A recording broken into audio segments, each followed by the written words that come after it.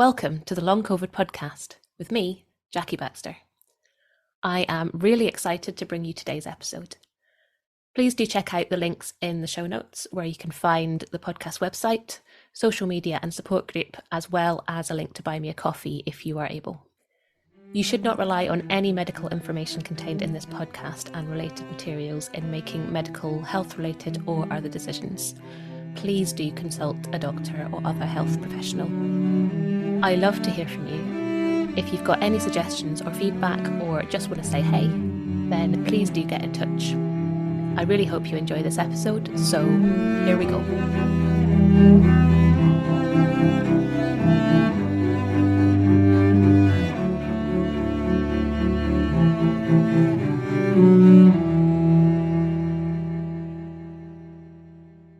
Hello and welcome to this episode of the Long COVID podcast. I am delighted to be joined today by Kelly George, who is here to share her recovery story. So we're going to discover what worked, what didn't, what recovery looks like. So a very warm welcome, Kelly. It's so nice to meet you and to have you here today. Thank you so much, Jackie.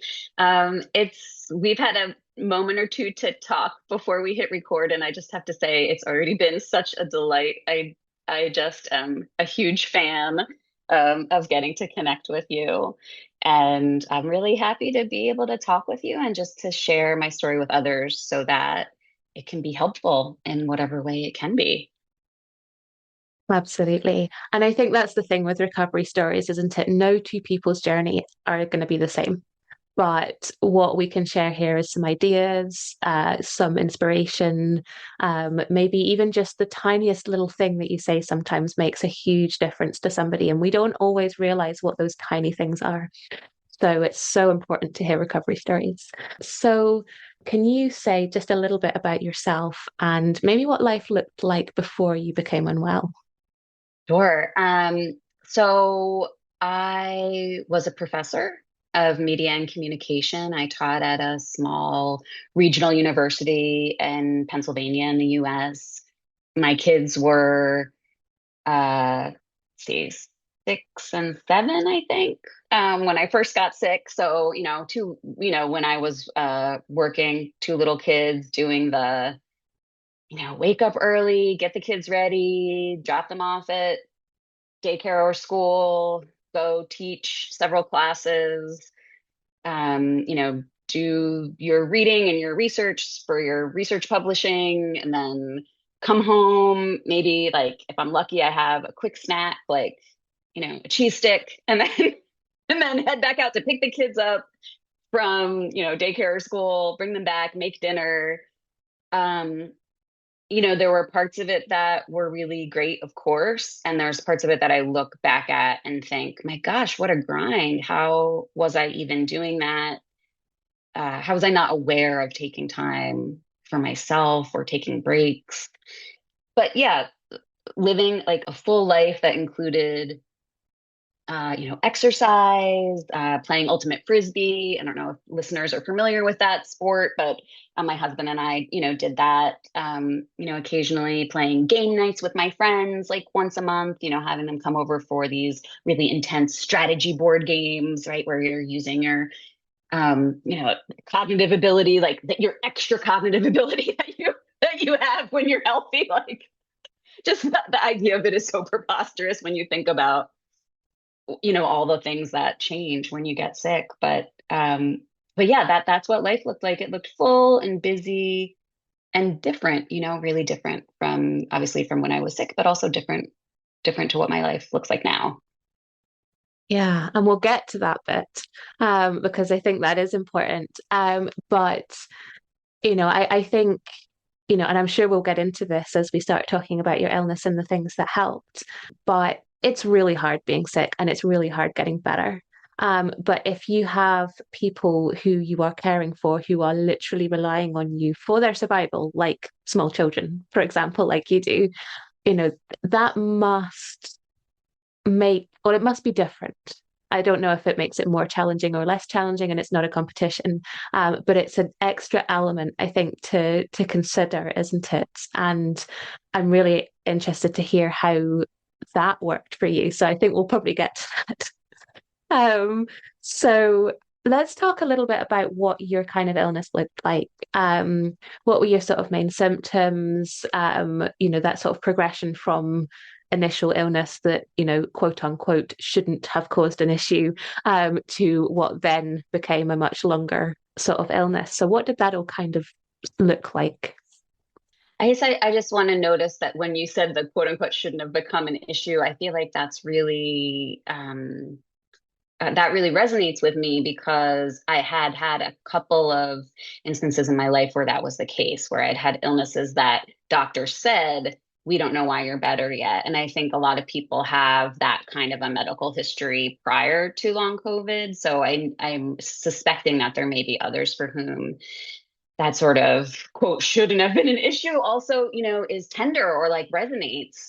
So that definitely resonates with me. But I got COVID, unfortunately, like right after the mask mandates lifted in my area. So in other words, it was 2022. So it was, things, schools were back and, we were all back at, back business as usual to some degree, but there were still masking at the school at which I taught and masking in my children's school.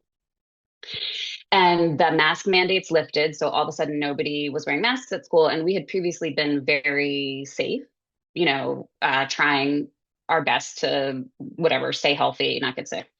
Um, and after the mask mandate lifted, I was like, you know what? We're not being protected when we're in these huge, environments of being exposed to lots of people. There's no reason for us to continue to be so protective about who we have in our home or play dates and that kind of thing. So, it's just an unfortunate thing that happened. Like we had a kid over for a play date and the next day his mom said, oh, he tested positive for COVID. And we thought, okay, like this is happening. It's here. We're probably going to get sick. We went a week without symptoms. So this is my son and I both ended up getting it at the same time, but we went a week without symptoms.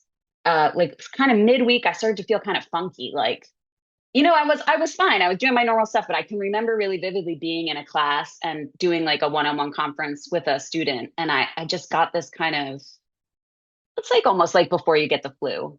Your body is becoming on high alert in some way, and you can feel something kind of rising in you. It doesn't stay that way, but it's this moment where you think, oh, I'm going to get sick soon, right? And at first, it was kind of like the flu. It wasn't terrible. I can't even remember. I think, yeah, I had a fever. I was definitely extremely fatigued, like the worst flu fatigue you've ever had, that kind of thing. But it wasn't until, I was 7 days in, 10 days in, 14 days in that I was getting worse instead of better. Um, I was sleeping nearly around the clock. Um, I was having trouble waking for meals. So, my husband was trying to bring me food and I couldn't wake up.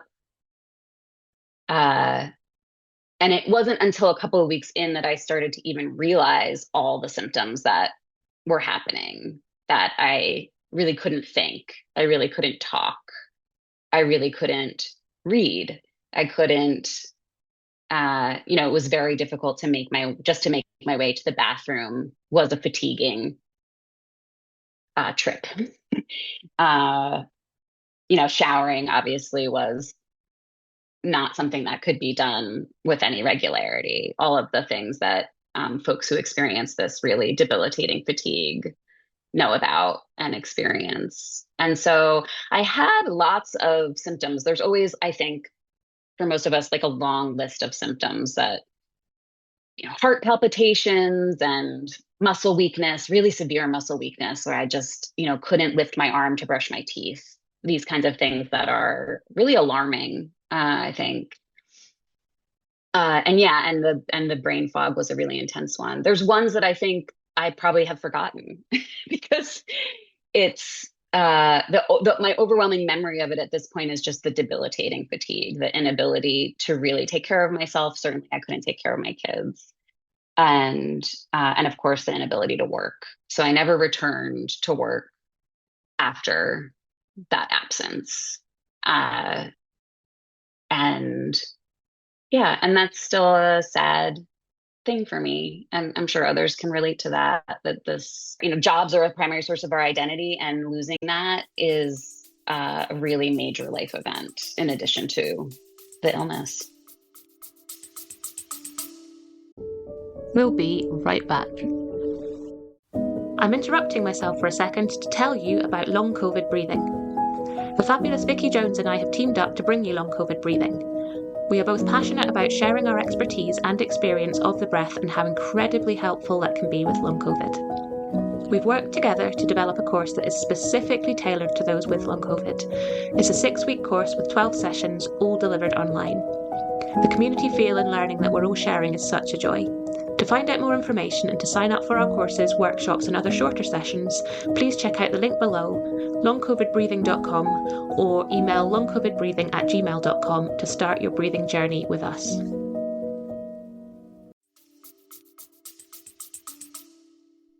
Yeah, you're so right. And this, you just said identity, and as you say, what you do for a living is a lot of your identity. There's a lot of other things. I mean, you're a mum. So I imagine that's a big part of your identity, and, the things that you do with your friends and things that you do in your spare time, your ability to read or watch movies, all of these things are part of that identity. And when you get something like long COVID, you kind of lose all of it, don't you? It's not just a job loss, which, as you say, is a major life event on its own.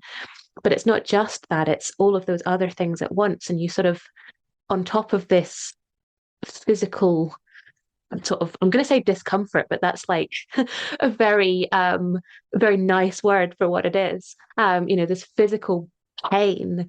There's the mental pain as well that you're experiencing, but this total, like, the bottom drops out of you, and you don't really know who you are anymore. And that's, it's a terrifying thing to happen, isn't it? And when, you're going through an experience like this, you also feel completely alone, like no one else gets it, which, is also really scary. And, there might be people around you who care about you, but they don't know what you're feeling and they don't get it. And that almost makes you feel more alone. I think certainly that was what I experienced, that kind of isolation of, even though I had a partner who really cared about me and was able to do things for me, he sometimes made me feel more alone because he didn't understand it, even though he's a wonderful person and was doing his best, and then I felt bad about that. Yeah, there's kind of these layers of isolation, isn't it? Because in some way you're isolated even from yourself because of this identity shift that's happening, this sort of extreme loss of identity or identities, right? Like, you were a mom, now you can't take care of your kids. You were a professor, now you can't go to work. You had a group of friends, now you can't play frisbee with them or play board games with them, right? So you're kind of isolated from your former self, and then you're isolated from your typical, group of people. And I mean, I can remember having a conversation with my husband at probably a year into illness, where I said, I think you're trying not to burden me with how hard this is for you, but I really actually want to know what this has been like for you. I want to hear the ways in which it's hard for you, the ways in which you're struggling, because even though maybe on some level that's going to make me feel bad, what it's really going to do is remind me that we're in this together. We're having this experience together on some level. And even though your experience of it is very different than mine, it is actually a shared experience in one way or another. And even though that was like a brief conversation, it still stands out to me. I remember it. It was a moment of connection to say, this is happening to him too. And for me to be able to put myself in the role of whatever minimal support I could give him, just even by listening and by taking on his story also, I think was important, and I think that can be helpful. I think we could even have those conversations with our friends. How is this impacting you? How is this impacting our friendship? We may not all have capacity for that, certainly, but I think, in whatever small way you might have capacity for it, is kind of an interesting way of bridging the isolation, and acknowledging it, how difficult it really is. Yeah, you're right. And I think, you know, connection is so important. in our nervous system in our lives, and the pandemic kind of proved that for everybody, didn't it? That everybody became isolated. And then, some people obviously more than others. And then when you got ill, there's that extra level of isolation. But I think, even people who haven't had this experience have some idea of what that isolation now feels like, which is quite interesting. And it's probably not a comfortable thing to have experienced, but it was maybe makes us value it a little bit more. But I think, you're so right that those, long COVID obviously affected you because you were experiencing it. And, it's utterly awful to go through it. But it does affect those around us as well. And I think one of the things that I totally didn't appreciate for quite a long time was the effect that it was having on my partner. And I sort of thought, well, your life is so easy.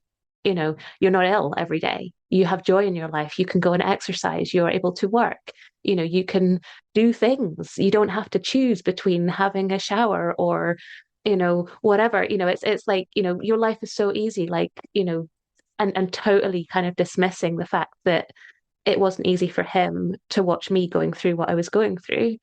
And it also wasn't easy for him to have to suddenly take on all the household chores, even though, he was pretty good about doing that. Um, so just because things were really awful for me doesn't mean that they didn't also affect those around me. And I think, I can't remember who it was that said it, but there was someone that said that true connection comes through vulnerability. And I think that is so true. And I think sometimes, if we're able to open ourselves up, even just a little bit, we're able to then connect with others in this really beautiful way. And that doesn't mean that we have to push ourselves to have conversations we're not able to have. It could just be like a text or, holding someone's hand or something. These tiny little moments of connection are so important. And actually, that, if we connect with the right way and with different people, that actually fills us up rather than depletes us. Um, so, that connection is so important. And I'm so pleased that you were able to have that conversation, and that helped you as well. Yeah, I think it's important to remember the way there's loss for others as well. Like for my husband and I, we used to do a lot of physical activities together, and that was something that was a common shared interest, right? Like, let's go for a jog, let's go for a bike ride, let's go for a hike. And suddenly he didn't have a partner in that anymore. So we both lost that within the relationship. And I think there's a lot of versions of that there's something about recognizing it's kind of like it puts the illness as the third party outside of the connected group of people, right? So you can both kind of look at the illness together and be like, man, like that stinks that that illness took this away from us, from both of us, right? Not just from you, but from us. And yeah, again, I think that's helpful. And I also want to just say briefly about connection. My experience with that at the beginning of my illness, I felt, in fact, very connected. I reached out to lots of people to say, doctors are telling me I have long COVID. They're saying it's going to take 6 to 8 weeks for me to recover, which at the time people were like, gasp, 6 to 8 weeks, which is hysterical because it took like 3 years. Not hysterical, but you know what I'm saying? People can understand the morbid humor, I imagine. That happens sometimes when these things happen to us. But um, and people really friends and even people who were just neighbors. I mean, people really stepped up to help with the kids and to just offer to text me. I mean, my phone was blowing up with how are you, what can we do to help. So beautiful that people were able to do that, and I'm so grateful for that, for every person who did any little thing, even sent flowers or all the things that they did. But people who are ill for a long time or have chronic illness know that that can't last forever. There's a kind of honeymoon period, which is completely normal, and which I myself would also do if I had a friend who was having a crisis of some kind, right? You have this period where you're aware of the crisis, you're doing everything you can to help, and then the crisis just keeps going. And it's year one and year two and year three and beyond that. And there's only so much that, extra capacity that people have. The majority of people don't have that extra capacity. And it's an important thing to normalize, I think, and kind of know This is part of the experience usually. There's some element of, pockets maybe of increased social support, and then a sense of, I think a lot of folks feel a sense of maybe guilt about continuing to request help. We don't feel safe continuing to request help because we feel as if it will degrade the relationship over time in some way if you are always the receiver of help. I think these are all, really normal ways to feel. And, one of the ways that social support can look over time when we're thinking about chronic illness. But yeah, just being able to ask for and receive help is such a critical component of recovery, and one that people struggle with too, I think. We'll be right back. Hey there, I'm just jumping in for a second to see if you're enjoying this episode. If you're finding it useful, maybe you would consider sharing it somewhere, a friend, a group, or even on your Twitter feed. If everyone was able to share just once, we'd be able to get this information out to even more people who really, really need it. So please consider sharing somewhere if you possibly can. I hope you enjoy the episode, and thank you so much.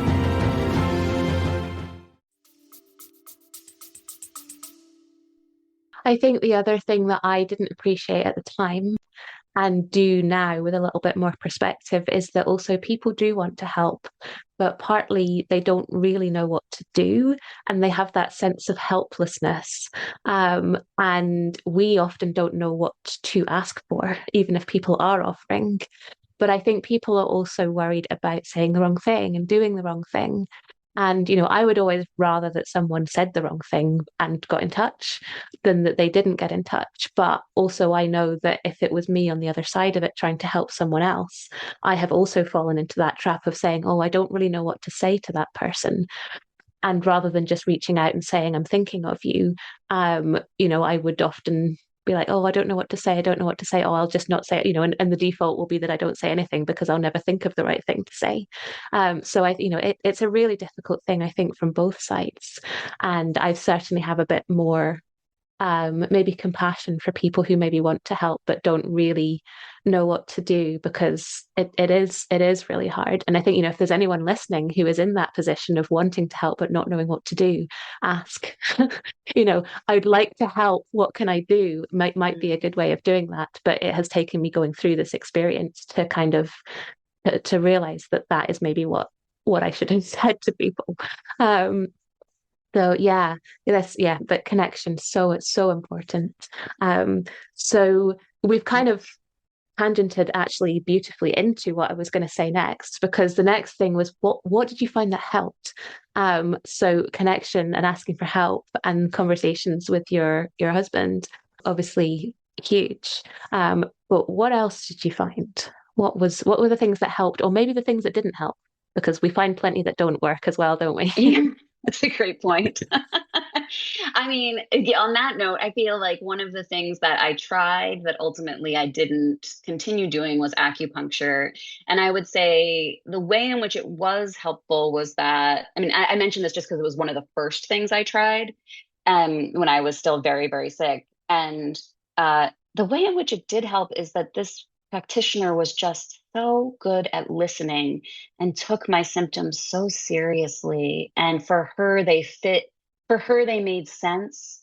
She had a rubric for them. She had an approach under an umbrella under which they all made sense to her. And it was just so relieving to have that experience rather than the experience I was having with traditional medicine, where the doctors were truly confounded, very concerned, often, especially as time went on, because they had said it'll be 6 weeks, it'll be 8 weeks, it'll be 10 weeks. Oh, now you're in the 4 month category, and the doctors start to get quite concerned for you. And that's so off-putting and just terrifying, Mhm. really. Not off-putting is not the right word. It's just terrifying when your doctors say, well, we don't know what to do. We have no ideas.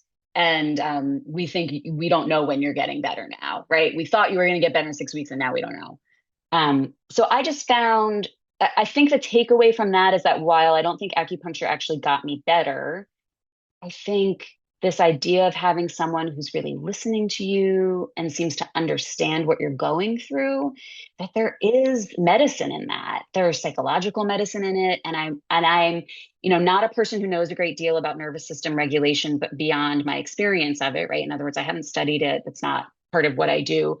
But my understanding from others is that nervous system regulation is really key to healing from these kinds of conditions. And I think there's something really highly regulating about being listened to and understood. So I think that's key. And I experienced that both through this practitioner, but later through I knew a couple of individuals who were acquaintances who had, or old friends who had recovered or were currently had either long COVID or ME/CFS.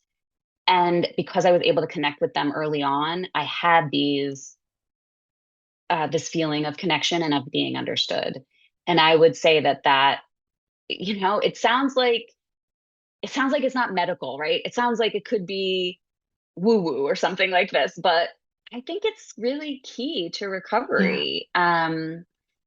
And yeah, so I found that in a variety of places, and ultimately one of the places I found that was through the CFS Health Program, which I'm sure some of your listeners are aware of, or and again, I see that as a place where we are brought into connection with others who are also living with severe fatigue, whether that's from long COVID or from chronic fatigue syndrome, and that connection and sense of shared. I always think about it in terms of practical wisdom, the things we learn through living, and the sharing of that practical wisdom Yeah. with one another. I just think there's a lot of juice there. There's a lot of recovery juice there, right? There's a lot of skill building and learning that we get from one another. So I think that's like one of the pillars for me. It's that acceptance or safety through being accepted for who you are. It's not someone trying to fix you. It's not someone trying to put Mm, pressure on you or telling you who you should be or what you should be feeling or thinking or doing or any of these things, or telling you that it's just all in your head and you're making it up, or maybe you're just anxious, or you'll be fine next week. Just, go to sleep. It's someone who is there with no agenda other than to just hear you. And yeah, you're right. There is so much power in that. yeah. So that was huge. And then I think a lot of the things that we collectively probably have heard before, but I think are always worth reiterating. Once I realized that crashing was a thing, which took me a while to realize, like I didn't, right, you live through it. You live a little while, you're getting a little better, that you overdo it, and suddenly you learn that your symptoms can regress, that you can go from being able to walk around your house once to not being able to get out of bed again. And I spent much of the first couple of years sort of partially bedbound and housebound, like on and off, like some days being able to get out of bed, some days being able to leave the house, some days not. But it took a couple of months before I, crashed, researched what a crash was. And for me, I'm a person with long COVID who also identifies as having had chronic fatigue syndrome prior to that without knowing it. Like having had a very mild case of chronic fatigue syndrome that when I described my case to my infectious disease doctor, she's like, yeah, that's what it sounds like to me. It sounds like you had chronic fatigue syndrome before. It didn't really stop you from living. Now this virus has been introduced to you, and this is the one that your body, for whatever reason, right, just can't manage. And now you look like a person who has, pretty severe chronic fatigue syndrome, based on this set of symptoms. That was helpful for me. Like, and I know that we don't, not everybody that has long COVID falls into that category. So it's really important to understand that. But I found being connected to the wider community of people with chronic fatigue syndrome to be very helpful for me, because there was more information there than there was about long COVID, because long COVID was new, and chronic fatigue syndrome, while under researched, at least had been somewhat researched, right? There are a couple of decades, even though some of that research was not good and some of it was disproven, there was a well to draw from. And I feel like that was fortunate. I think that's one of the ways in which I was fortunate, that I quickly realized that was the category I was in. I was in the category of long COVID folks who really are reacting like a chronic fatigue syndrome case. and that I was able to quickly take the wisdom and research and the experts, right? I was able to find a doctor who specialized in this pretty quickly and then move forward with that framework rather than moving forward with a long COVID framework, which I think really frankly was more difficult, is more difficult to move forward with, honestly. And I mean, I'm curious how you think about that. Didn't exist to start with either. Certainly, I did not experience the linking of the two for a long time. I think partly that was denial because, Yes. my experience of MECFS chronic fatigue was a couple of friends who I had who had been ill forever. Right. So, I did not want to identify with that because that felt like a life sentence. So there was definitely an element of denial there. I don't know. It was almost like I didn't actually genuinely think that that there were two things. I thought, well, long COVID is caused by COVID. So it's not the same as that. Mm. And, I think the more that we know, the more we understand that, yes, it's caused by something different, but the manifestation of what shows up is actually very similar. So the trigger obviously being different, but what shows up in the body, you know, whether it's the same or not is not a debate we're going to get Hmm. into, but very, very Hmm. similar. So the fact that, there is a lot of stuff out there previously is really, really helpful if you're able to tap into the right resources there. Whereas, the long COVID framework, quite frankly, didn't exist for quite a long time because it was very new. No one understood it. And then people did start putting things together, but some of it was helpful and some of it wasn't. So you being able to kind of tap into a lot of that stuff that was already there sounds like it almost gave you a little bit of a head start.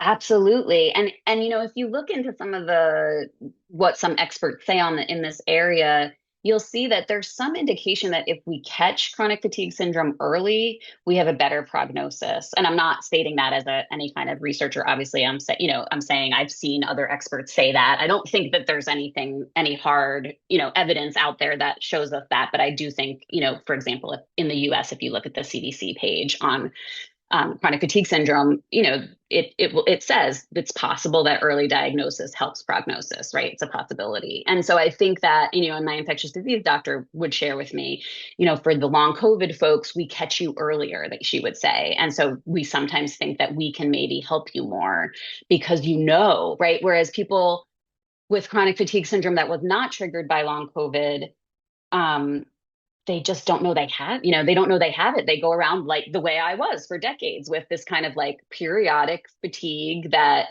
would come and go and I couldn't figure it out. And I would talk with my doctor about it and they would take some blood tests and they'd shrug and say, we don't know, you seem fine. And, I got shuffled around to a couple of specialists who also shrugged.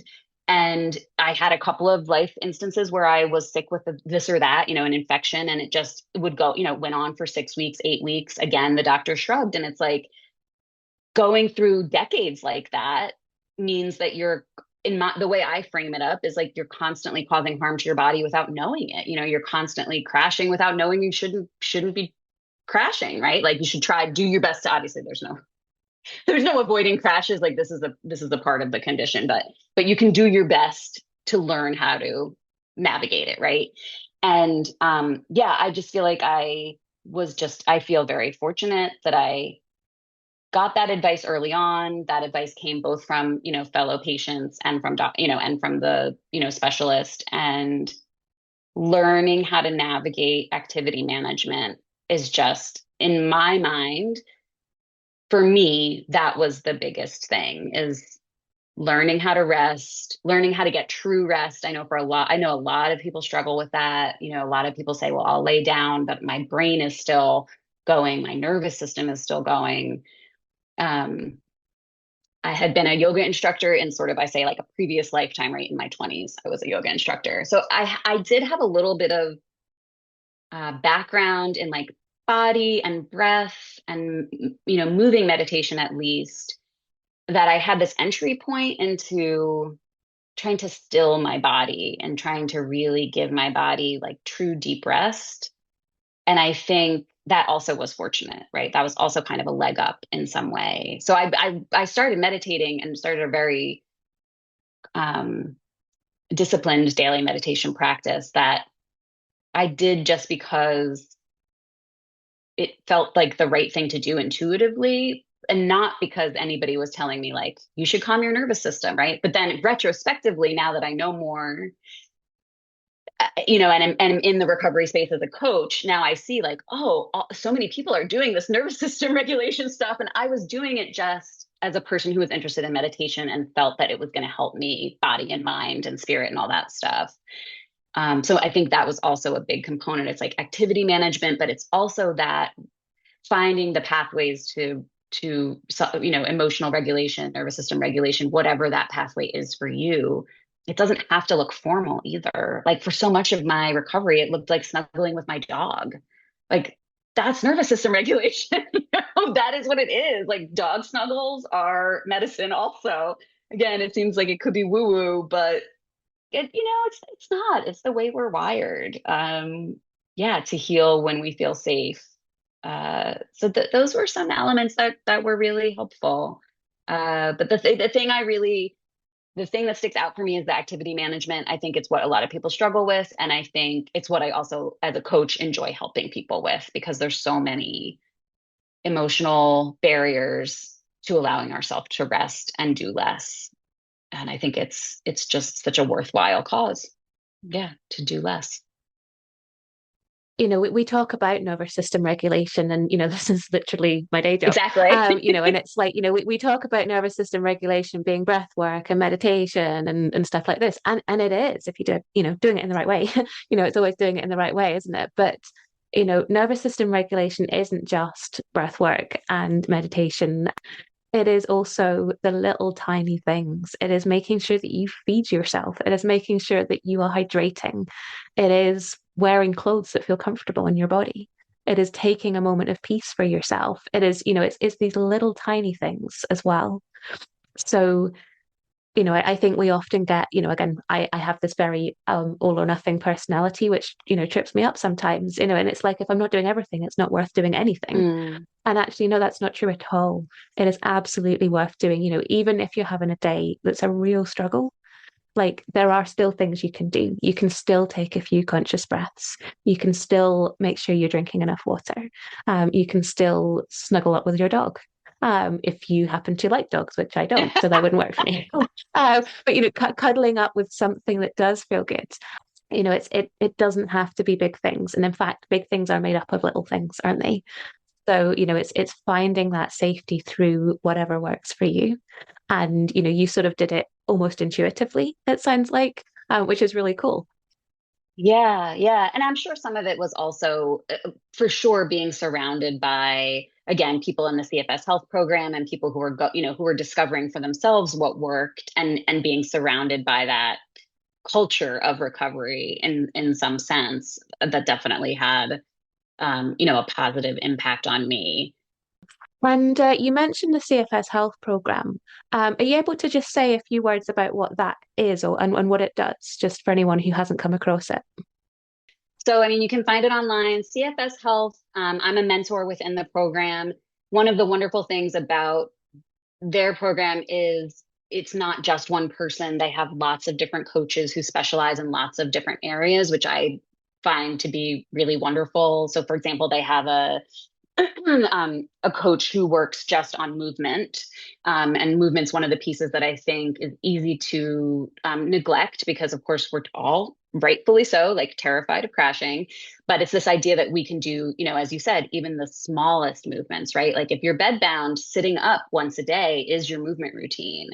And so one of the things they offer is a coach who all of their coaches also have recovered from chronic fatigue syndrome. So you're guaranteed to be working with people who have that inner wisdom.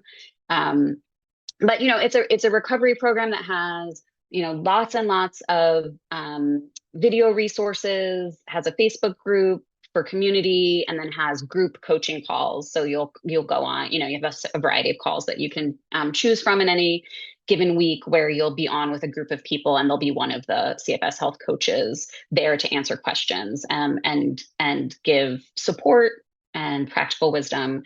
And I found it to be enormously helpful. I think it's important that people know these kinds of programs are out there and there's lots of different ones and you can, definitely find one that works for you. It is a financial investment that, unfortunately isn't available to everybody. So I think that's another way in which I was very lucky that I was able, I had lost my job and yet we were in a financial position that I was able to join this program and be able to afford the monthly fee. But there are also tons of free videos that CFS Health has on YouTube, and you can find those. And I found those really valuable. I mean, I followed the free stuff for like a year before I joined. That's for me, I knew I just wasn't, I didn't personally feel I was recovered enough to get value out of joining the program until I had recovered a little bit and had a little bit more capacity under my belt. And so I just, would listen to a little video in the background while I had my eyes closed and was laying down, and maybe would learn a little something about how to find your baseline, or, um, how to progress little by little, these kinds of things. So I found, yeah, just all of the wisdom there to be very helpful, and a lot of mindset work also, which I think it's worth talking about, like how tricky it is to talk about mindset uh, in this space, because if you're not careful, it sounds like you're saying that you can think your way out of it, or that if people are still sick, it means that they're doing something wrong, or that it's their fault that they're sick. And I never, ever want to fall into that trap. And at the same time, if you're going through something incredibly difficult, no matter what that is, it will be helpful to celebrate tiny wins, right? And like it will be helpful to zoom out and see your progress over 6 months rather than over a week, because in a week you probably haven't made any progress. In fact, you might feel worse this week than last week. Yeah, I think these mindset things are important for a variety of things, and this is just one. Chronic illness in general is one area where our mindset tools can be really helpful. And I'll make sure to put a link to that in the show notes as well if anyone is interested in checking that out. Content, whether it's free videos or, coaching support or group support, is really valuable at the point when it is appropriate for you to have it. It's the right tools at the right time, isn't it?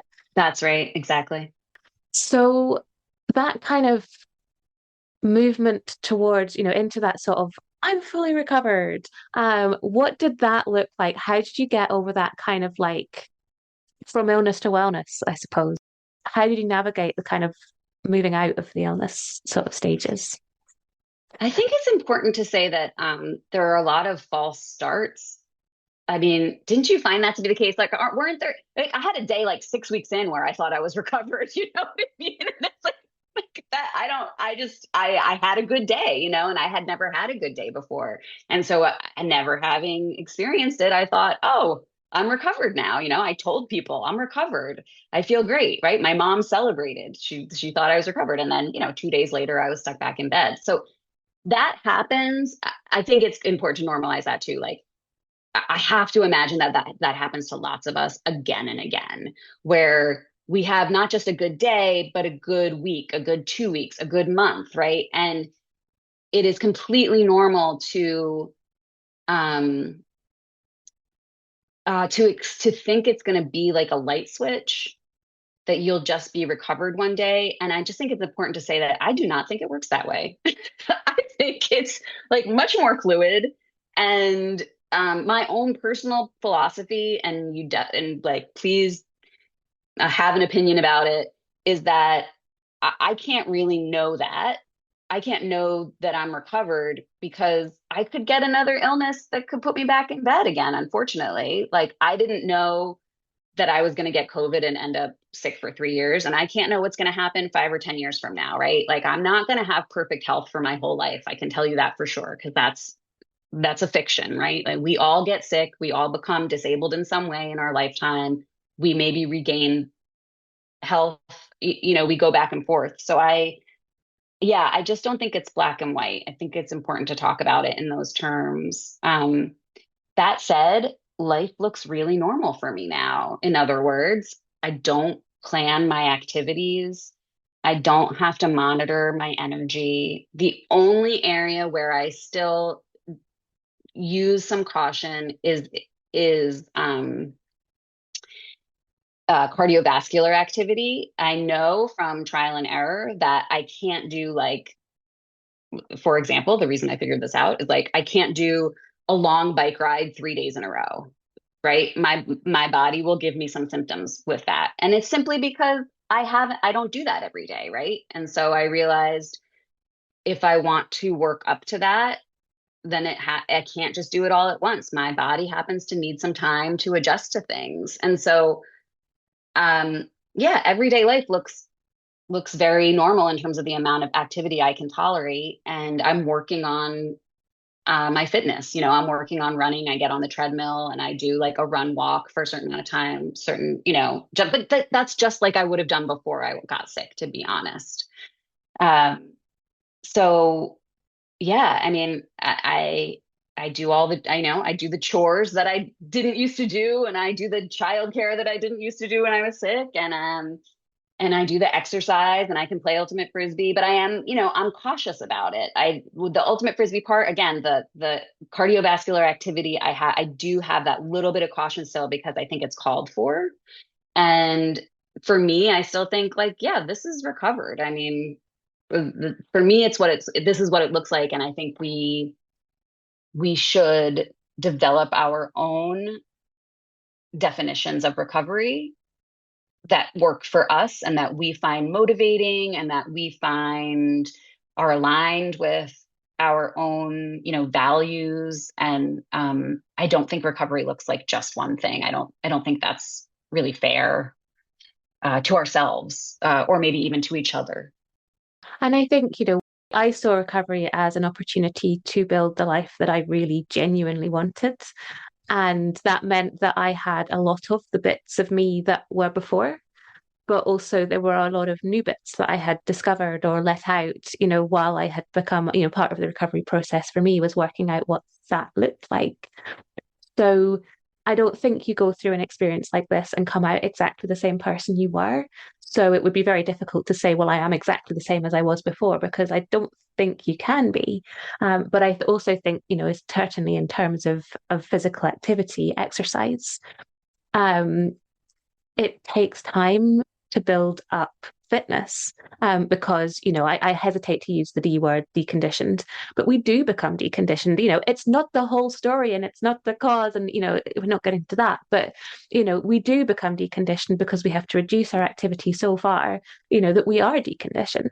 So then when we start to move out of that illness and we are recovered, you don't hit the recovered button and suddenly go, I'm going to run a marathon tomorrow because that's what I was doing before. You have to build up to that, and that's as it should be. Exactly. So, for me, recovery was the ability to do that, where I could push myself in a, hesitate to use the word normal, but, quote unquote, normal way, which is what a body should respond to if it is a healthy, regulated nervous system.